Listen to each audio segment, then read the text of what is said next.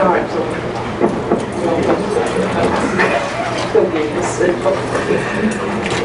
Good morning.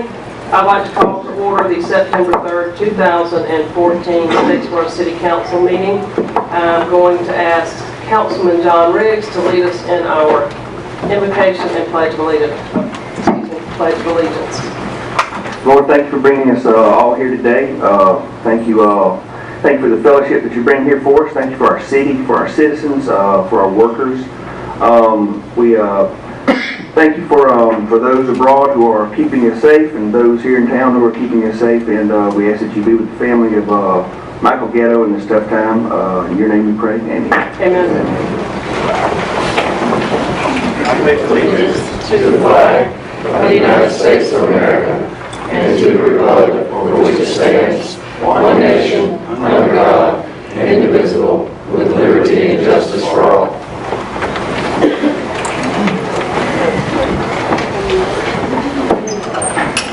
We're going to move to section 3 of the agenda, which is recognitions and public presentations. And before I do that, I just want to say that the incident Councilman Riggs referred to, which was the death of Georgia Southern student Michael Gatto, I'm going to make a comment on that, but I'm going to reserve that until the section other business from council, which is section 8.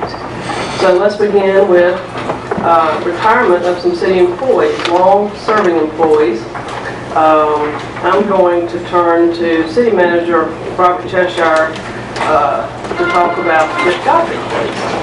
Thank you, Mayor. As you said, we actually have two long-time employees today. We have Chip Godby first, and then Eddie Brown. And so Eddie and his family come in. This is great. I'm going to do Chip's because in my capacity as city engineer, I served with Chip for over 20 years. Chip is a very dedicated employee. He's really been a jack of all trades. His disposition was really a pleasure to work with because he could get along with anybody. And when you're enforcing codes and ordinances, that's a gift because to get somebody to do something that they may not necessarily want to do, Chip just had that attribute about him to be able to do that. He was really involved in a lot of projects besides just inspections, and I guess I should drop back and say he started in '94. Came in as a code enforcement officer, worked his way to be certified and become a building inspector, and then worked his way up into the building official and served in that capacity probably for over 10 years as a building official. So again, but one of the things he's probably most recognized is the number of projects that we had in the city. I wanted to list just 3 or 4 of those, of the bigger ones. The building we're sitting in today, he helped convert, which was the old Jekyll Hotel, into the City Hall, and we've been in this since '96. And that turned out very well. He also was very instrumental serving as a liaison and over the construction of the conversion of the old Georgia Theater and Bank building into what's today the beautiful Avery Center for the Arts. He has more recently worked on the police station, the new police stations over on West Grady Street, and the expansion of the fire station. So those are 4 projects. But Chip and I would ride as we looked at things, and there's probably not a street or a section of this town that Chip wasn't involved in some positive aspect. So, and he's the kind of employee that that the city should be proud of, and I was very proud to work with him and going to miss him around here. And I know he probably woke up yesterday and wondered what to do with himself, but you know, part of it, and we appreciate it. At this point, at this time, the mayor's going to present you with a plaque, Chip. If you can come up.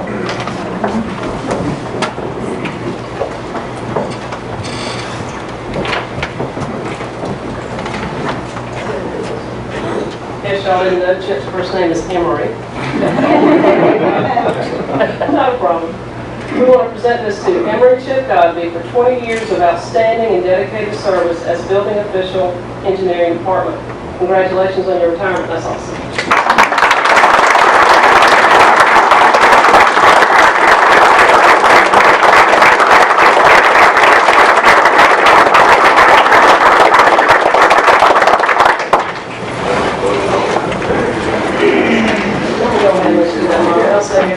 Next employee probably started about the same time as Chip did. That's Eddie Brown, and he's here. I worked with Eddie a lot, and he's done a little bit of everything as well. It seems like every time I turn around, and Eddie's in the public works department, and got a good group here representing that department as well today. he was really is a jack of all trades. He could do everything from fencing and concrete, and like I say, if you can appreciate days, the weeks like this when it's so hot outside, and I always saw him out there doing whatever it took to get things done, and a lot of times Public Works are the unsung heroes of this city, and what gets done, they're really behind the scenes and don't get enough thank you. So Eddie, appreciate that, and really somebody who worked closely with him and the longest would be Robert Siemens, his direct supervisor under Parks and Streets. Robert, if you'll come up.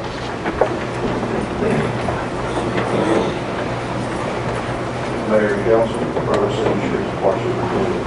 On June of 1999, in Public Works and Police Department, one of the first persons I met was Eddie Brown. Mr. Eddie, as most of us have come to call him, was on that hot day operating a sidearm tractor, cutting one of many stormwater drainage areas we have around here. A few days later, he was on his hands and knees moving out an area of fresh poured concrete sidewalk. While he stopped for a minute to let the cement set up, I asked Mr. Eddie one day, I said, "What do you do around here?" He looked at me and kind of snickered. He said, "Whatever you telling me." Mr. Eddie is one of the most valuable resources Public Works and the Street Department can have, his personnel. Mr. Eddie came to work in Public Works in 1994 and has worked in numerous areas. Here are a few I know about. Tractor operator, sidearm operator, pipe layer, front end loader operator, picked up trash on the side of the road, carpenter, furniture mover, block layer, cement layout and finishing. Well, come to think of it, I think he's done almost every job imaginable at Public Works. Some of you may not know his main area of expertise is cement block work. Many of us, including myself, now know how to use a bull float and a come along. Thanks to his grumbling, well, let's say instructions. Mr. Eddie has shown many of our employees the various techniques in block laying and working cement. I hope some of the ones here in the audience have paid attention to that. Took good notes. With that being said, Mayor and Council, Mr. Eddie has done everything we at Public Works have requested. Thank you, Mr. Eddie. Thank you. Come on up, Mr. Eddie. Let's recognize your fine service. And you know what? Why don't we have everybody from Public Works that came? Come on up here and stand, Mr. Eddie. Come on. Everybody up. And we know who you are. It's not like you have. Just come around both sides. I think anybody that has that kind of a show. Going up towards the council bench. Come around like that way. All the way to the back. All the way to the back. That should be the director. Right next to you there, too. All the way. Watch right where you're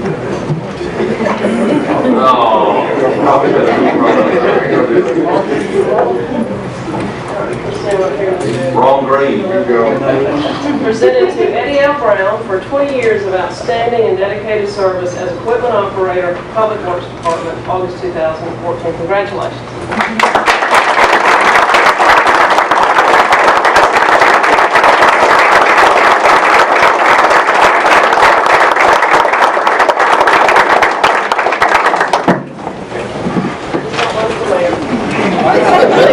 We've done everything else, you know.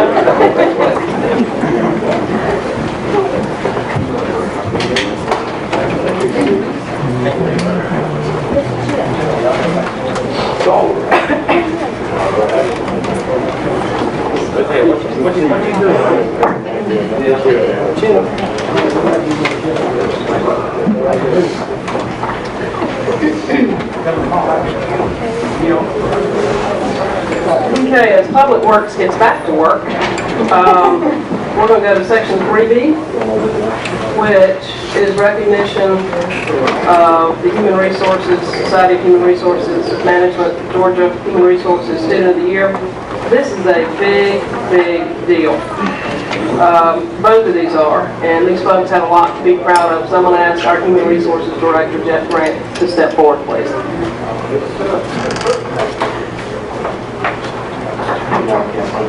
Good morning. Caleb Griffin. Some of you don't know, Caleb is actually an intern with the city of Statesboro. We attended the annual State Insurance Conference in Georgia, and this award is very big deal. It's a very big deal, just as the mayor mentioned. This basically recognizes a student for being exceptional undergraduate, preparing for the work in the field of human resources management and their contribution to the field. Caleb went against other students who were from across the state. Basically, a lot of the chapters, mega chapters like Atlanta, mega chapters, or large chapters like Savannah, Augusta, or Columbus. Caleb was nominated, and one of his nominators said that Caleb is a first-generation college student who has overcome much adversity and evolved into an exceptional HR student leader. What impressed us the most about Caleb was his determination to work a full-time job in order to take care of his mother, who has a serious health condition. While doing this, Caleb was a full-time student, worked as an unpaid intern for 15 to 25 hours a week. In addition, since changing his major from accounting to human resources, his true passion, Caleb was able to attain a 4.0 this summer semester. With everything that Caleb had on his plate, he also found the time to serve as a board member on the Georgia Southern University Student Insurance Chapter. In his time as a student chapter leader, he has also joined the Statesboro area local insurance chapter. For the local chapter, he serves on the VP of Membership and College Relations Committee. We asked Caleb why he joined the local chapter, and he said his goal in joining the local chapter was to strengthen the partnership between the local chapter and the student chapter, and that he did. Caleb wasted no time in striving for his goal. Most recently, he proposed an initiative to develop a mentoring program where local HR professionals will serve as mentors for the GSU SHRM student chapter members. This mentorship program will commence during the fall of 2014. This forward-thinking initiative will be the first of its kind in the Statesboro area HR community. And this is dear to our hearts because Caleb works at the city of Statesboro. And I do have his award here today. And Mayor, I'm going to call you back down. Put you to work again. You can help me out with these two.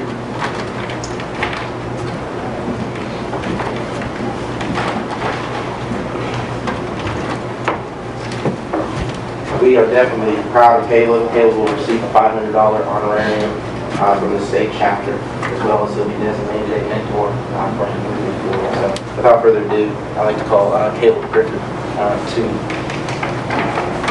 the podium. This is Caleb Griffin.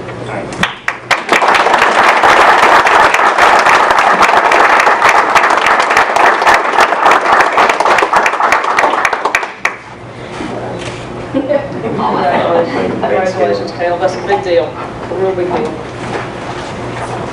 The second award we're at the annual conference was the Statesboro Area SHRM Chapter Society. For some of you guys who don't know, Society for Human Resource Management.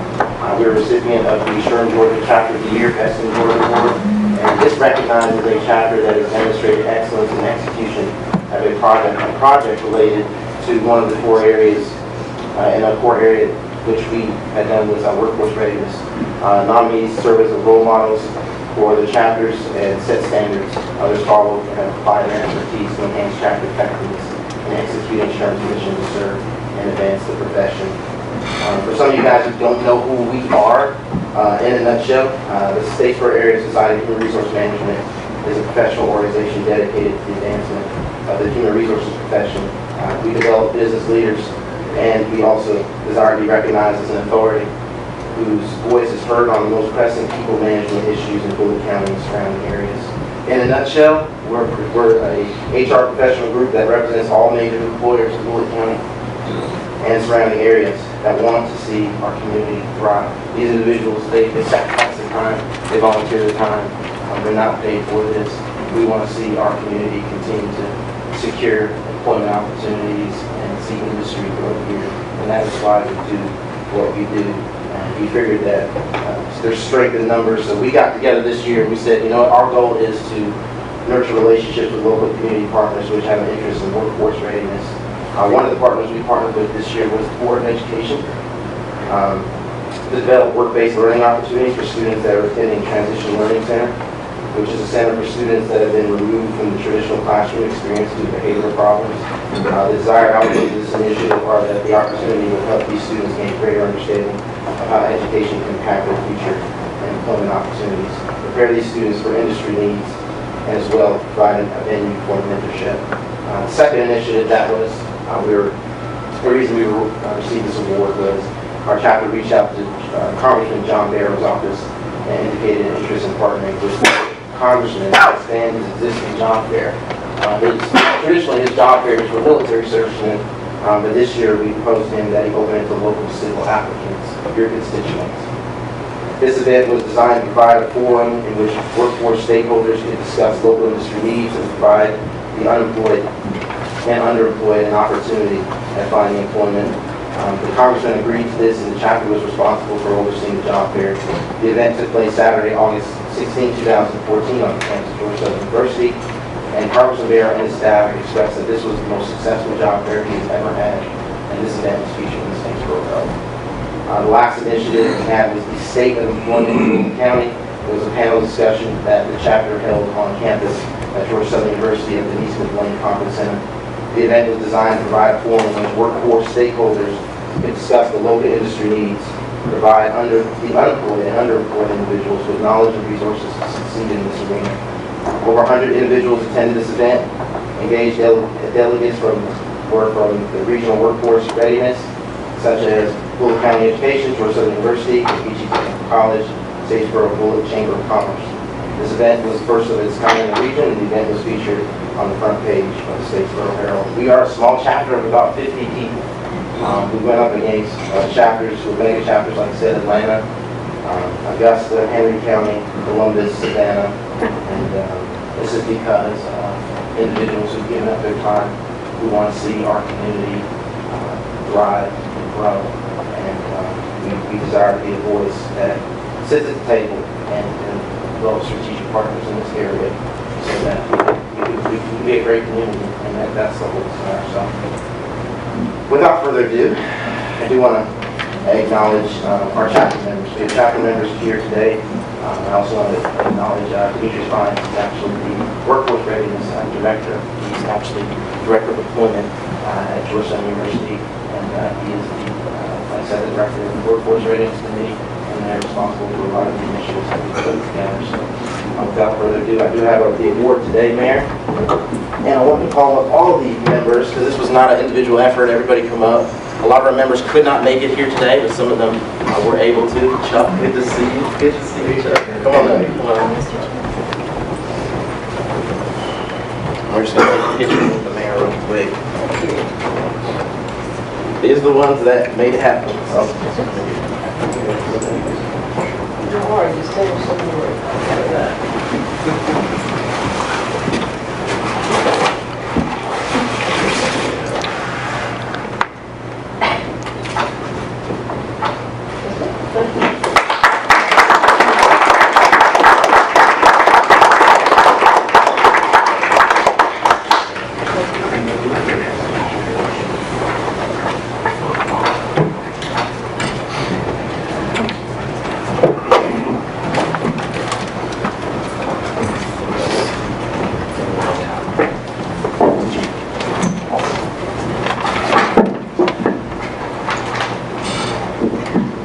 I have to say I get nervous around glass trophies.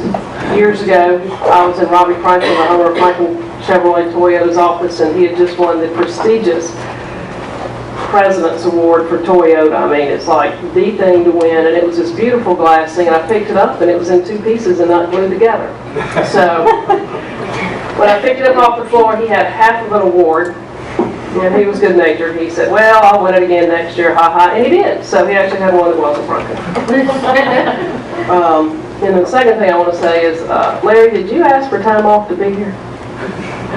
I don't think you did. Larry works with me. I don't remember seeing your leave request come across the desk. But anyway, it's all good. I didn't either. All right. Moving on, Ms. Sue, do we have any public comments? Anybody registered for public comment under agenda item 4? Nope, back up. Yep, that's right. We're at 4. Okay, we good to go? All right, number 5 is a consideration of a motion to approve the consent agenda. I'll give council a minute to look over the consent agenda and then ask for a motion.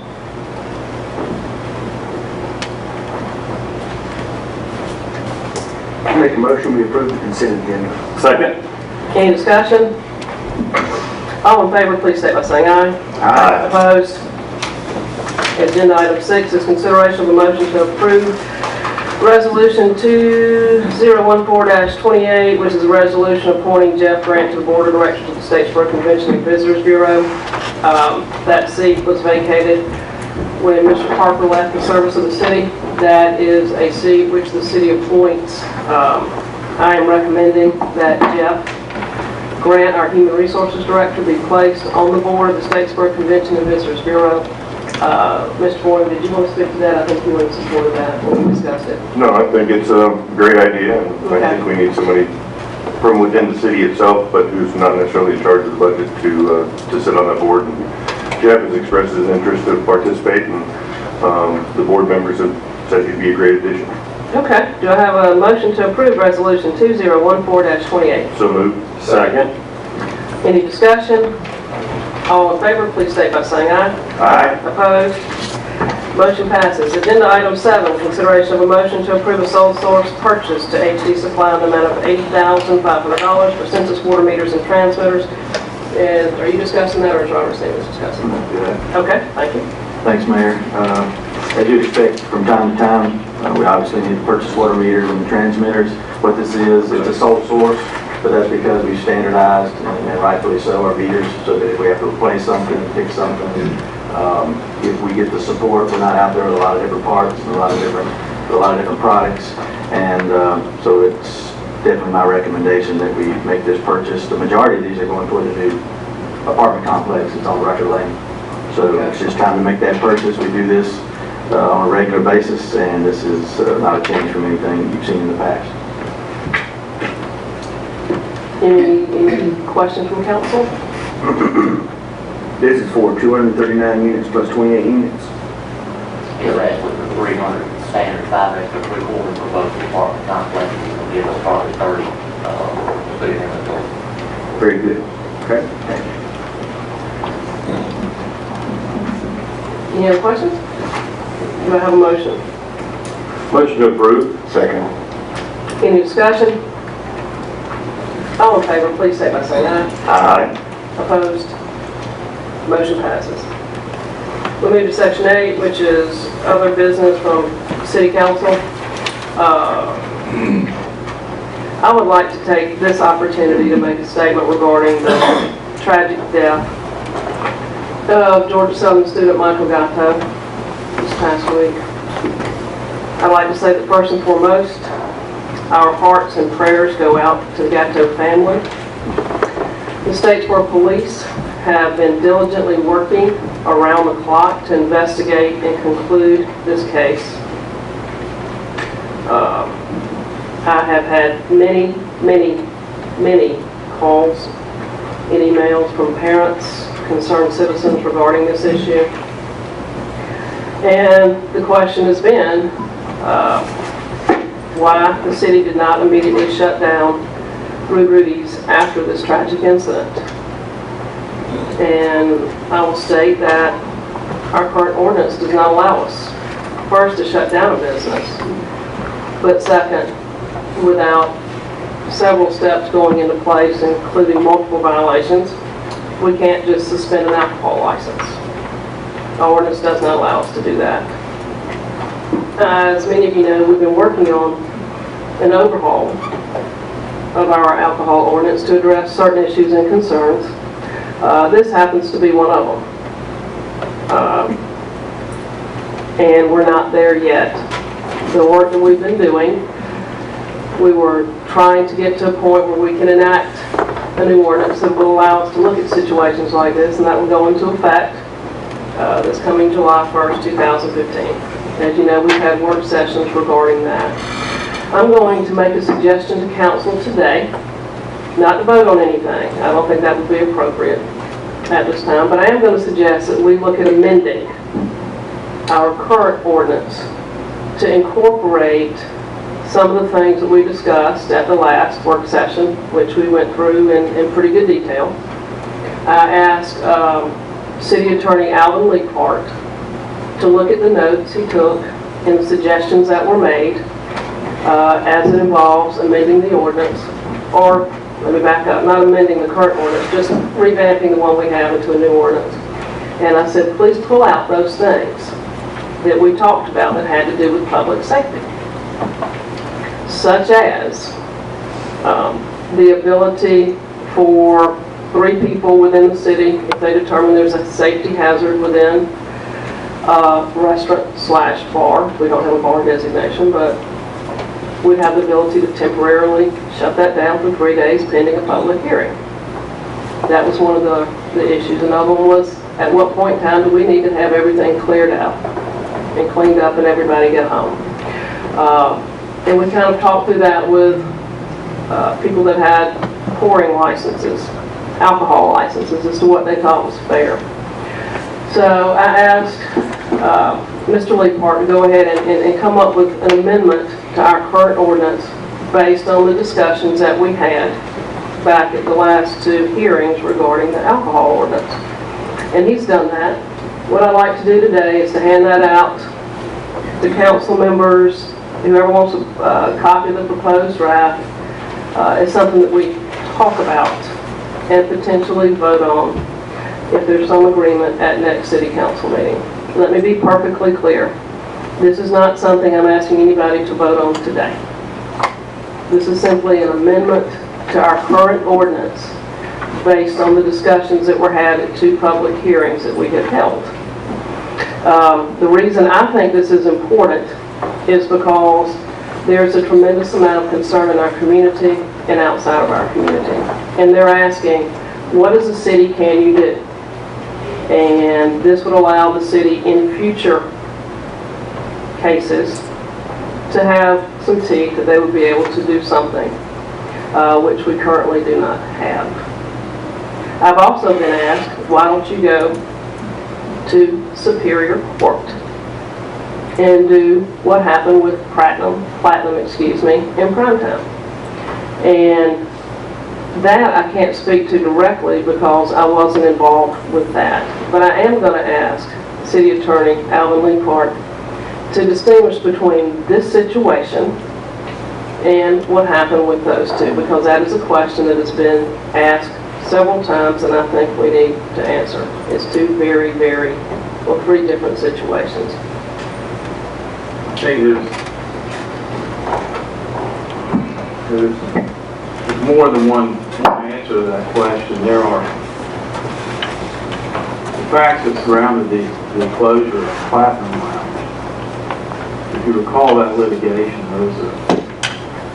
it had a lot to do with the location of the establishment adjacent to residential properties in the back, Statesboro Herald across the street, banks in the proximity, and general noise and mayhem that would occur all around the business in this residential section as a result of the operation of the club. On top of that, there were numerous occasions of gunfire outside the club. There was an increased police presence. There was overwhelming evidence to demonstrate that it was a public nuisance, and the court adjudicated it as such.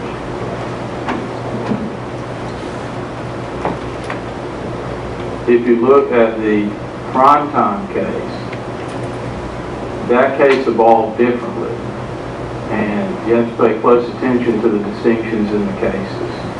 What happened in the Primetime case was we put up some evidence that it was a public nuisance based upon 2 murders that occurred outside the club, and some evidence of noise problems away from the club. And in the course of that litigation, that evidence wasn't very compelling, it seemed to me, but in the midst of that trial, we were able to discover that the people involved in the operation of that club hadn't disclosed the true owners of the club.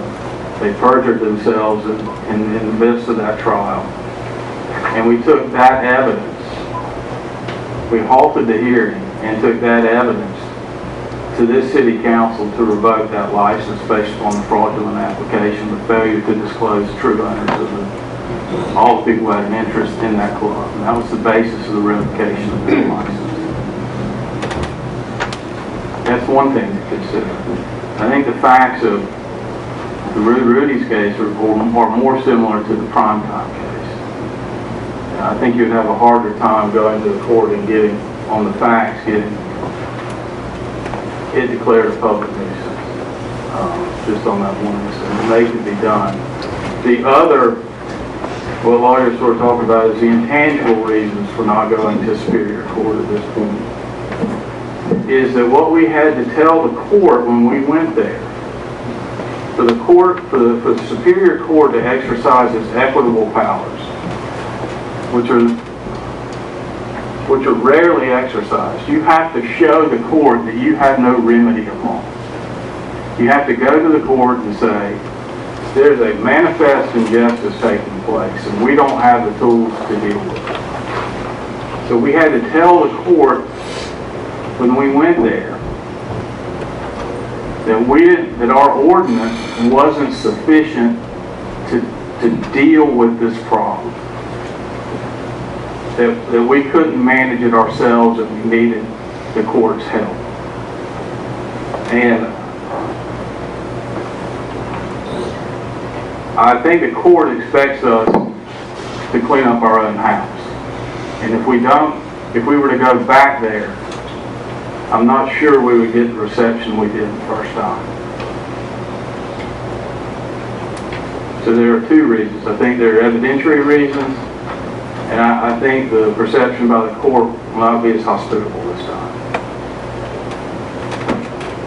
Okay.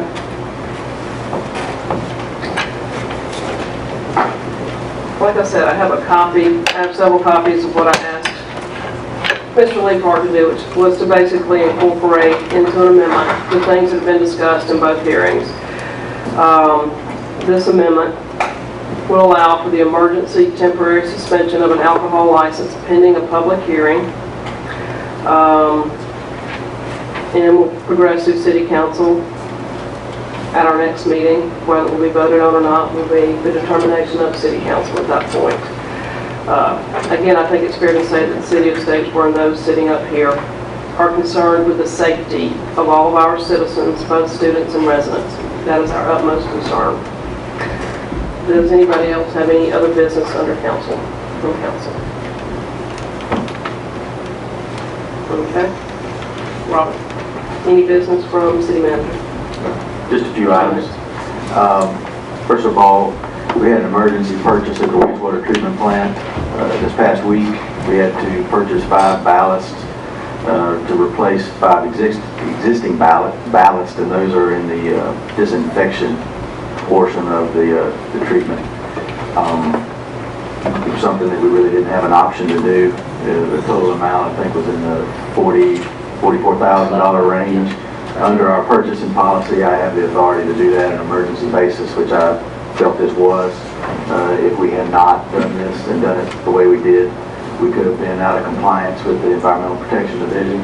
So I did that, but also under the purchasing policy, it requires that I make you aware of it at the next council meeting, which is what I'm doing now. I do applaud our guys, like usual, wastewater, that they did everything they could to fix what we had, to look for additional vendors, but this is pretty much a sole source. The others will not even consider selling to you. And that's just the way that these particular items are. But again, the evidence that Wayne and Van provided me shows that we really didn't have a choice. And they're showing their age anyway. I'm guessing they're in the 20 years old. Time was probably coming. In fact, Van had discussed it at a department head meeting recently. I don't know if this had to do with any of the power outages that we had a week ago, because we had some other items here at City Hall that we had some problems with the power cutting on and off as much as it did, but regardless, it's something we had to do. So I'm just making you aware of that. Any questions on that particular item? I got a couple more. Robert, can I speak on that? Sure. The Trojan UV system we have in mind, like Robert said, it's a little over 20 years old, is getting its life expectancy. These we're replacing 5 ballasts. There's actually 32, and they're like a little over $4,000, $8,000 a piece. We got a technician flying in, supposed to be in yesterday, that flight problem. It's supposed to be in today now. A technician flying in from Canada from Trojan manufacturer to see if he could figure out if there's enough issue with the UV system that's causing these valves to go out, or if there's an end of their lifespan. If it's the the ballasts are getting a lifespan, we may be coming to either to replace the other ballasts that they go bad, or possibly put in a new system to take a little cost on that. Follow up on that just a little bit. Mr. Cheshire, the life expectancy of these and the technology changes so rapidly that by the time the equipment's 20 years old, a lot of suppliers are no longer supporting the equipment. And you're locked into that one supplier. So I've already got the engineers looking at possible replacement units that will fit in the same footprint we have, which will limit the interruption of plant treatment and reduce the cost. One thing I want to remind this council of, that will be a significant upgrade and improvement, which will be funded through the 80 construction fees. The problem we have is under Mr. George Wood, and what he did was perfectly legal, there's nothing wrong with it, nothing bad. But there was, I think, close to $3 million of aid construction money used to pay down wastewater bonding. So instead of having $3 or $4 million sitting in the bank to upgrade this equipment, we're going to have to be coming to you for a GFA loan to pay back out in future ATC fees. And this, if you remember, this last upgrade of the treatment plant was done in '93. So this is not the only piece of equipment that we're moving towards this. And it's critical that we do not dip into that AT construction fee any further to pay down existing debt. So just to kind of give you an update on that. Thanks, Wayne. Second item I've got is really reiteration of something earlier. I want to applaud Caleb on his award. Today's kind of interesting because you have the one people retiring on one end, and you got your up-and-comers here at the other end. So I think we need to really commend him on that, because this is where you get your good employees. This is where you get your long-term employees, and these are the ones that go above and beyond. He could just do the basics, go to school, get his grades, go home, but he works. You heard some of his experiences of the adversity that he's overcome, so I really want to commend you on that. And then Jeff as well, and the whole society. I talked to Jeff a little bit, and he told me that how much it's grown and how active y'all have gotten, and it's just very impressive, because again, you're doing this on your own time, but it betters not only you professionally, but it betters our community, and it betters the city and whoever you work for and work with. So I commend both of you. It's just a great honor, and to bring both of those home against, playing against the big boys, I commend you. That's very good. And then two other quick items I'd like to recognize. Jeff is going to just update us briefly on the Fit for 15, and then also the Paint the Town Blue, which is starting tomorrow. Real quickly, for some of you guys who don't know, 63 of the city's employees, over 300, 63 of the city's 300 employees signed up for a pilot program which began July 1 and extends through December. It's called Fit by 15. Each employee was assigned a Fitbit Zip, watch-size wireless activity tracker worn at the waist. It monitors steps, reports distance by miles, and calculates calories burned. And the Fitbit automatically uploads the data via Wi-Fi.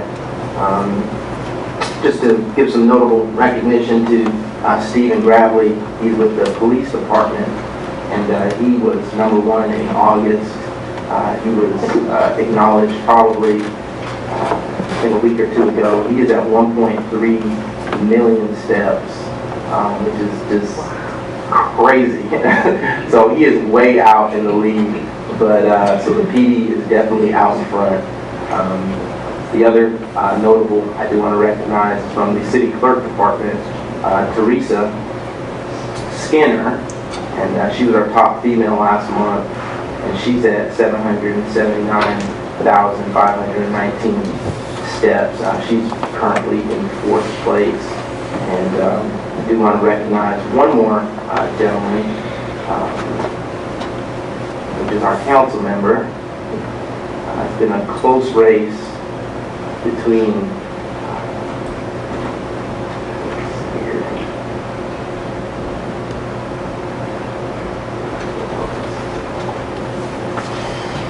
we have the Golden Cup, which went to Councilman Britt last month. As you can see, Councilman Britt has 280,231 steps. However, Councilman Boyum had 132.95 miles. Councilman Britt edged him out by steps, but Councilman Boyum edged him out by miles. And I think they've been looking at each other's numbers every night. So I got a sneaky suspicion. So just want to say thank you to everybody who's been involved in the event. Flavia Starling, once again, I can't say it enough. She's been coordinating this event. Been doing a really good job. The city as a whole has done 30+ million steps. They've also done 15,000+ miles, as well as over 100,000 active minutes of all the employees that have been involved in that event. So thank you for everybody's participation with that. And the last item is Paint the Town Blue. This is a collaboration with Georgia Southern University Athletics, the Statesboro Convention Visitors Bureau, the DSDA, the Chamber of Commerce, notably many others who are involved in this process putting this together. This is Paint the Town in Blue Week, and some of the notable items that are going on.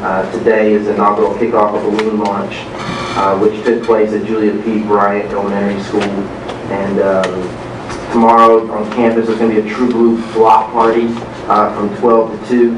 Georgia Southern students, faculty, and staff will have a chance to win prizes as they participate in different activities at the True Blue block party. It's from 12 to 2 in front of the bookstore. And then tomorrow, notably, it's going to be downtown on Vine Street. They're going to shut it all down. It's for the family. It's from 6 to 10. East Vine and Railroad Street will actually be blocked off starting 3:30 p.m. So just be mindful of that.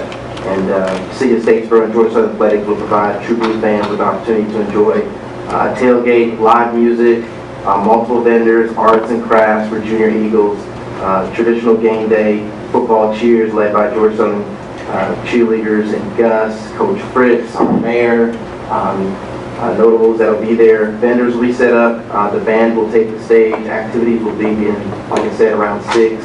All speakers will take the stage after 7.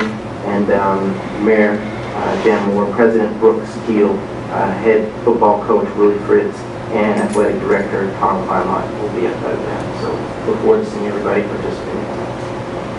Next year. That is going to be Thursday. Thursday, yes. Thursday. Tomorrow, yes. Today is Wednesday, I'm sorry. Tuesday. Thank you. Thanks, Jeff. I'm going to ask Ms. Sue if you could remind us of the 3 dates for the public hearings for the tax increase in the millage rate.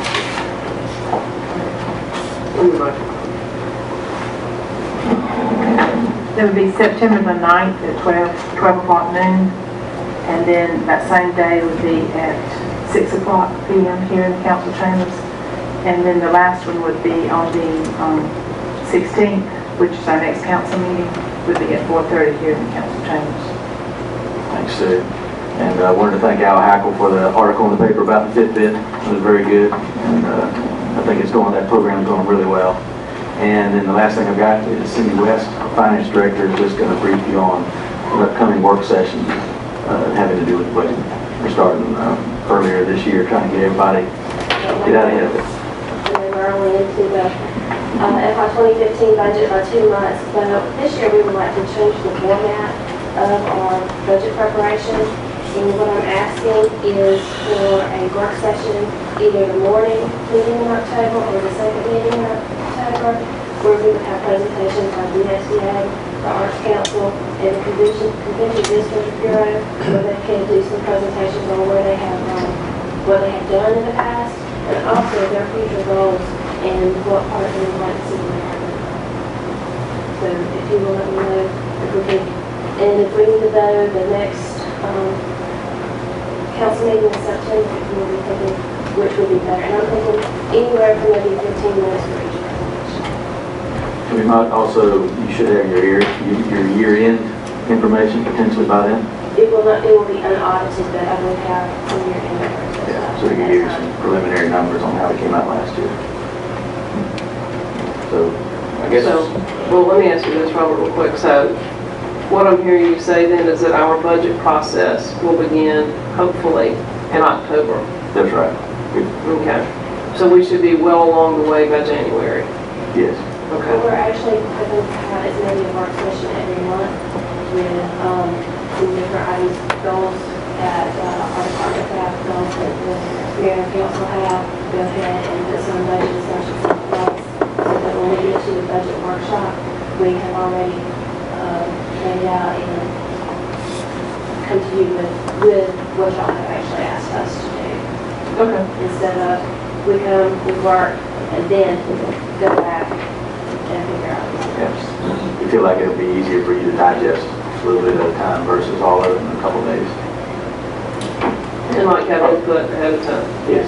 Okay. Are the various boards and or directors of those three agencies aware that you want to do this? We have met with them, I believe it was the first or second week for Mr. Cheshire, the governor's NRC manager, and we did set up a time that we wanted to start the process and have them come and do presentations to the public. I don't have to, Okay, so are they aware of the time frame is what I'm getting at? not yet, Okay. but I thought as soon as we can, I would send out an email today, so they have already, we can discuss it with you, to be ready in October for your meeting.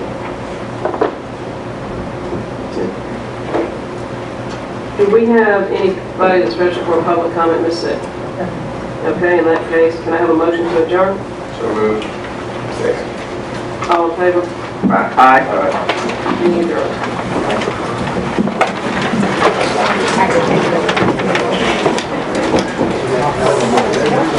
Aye.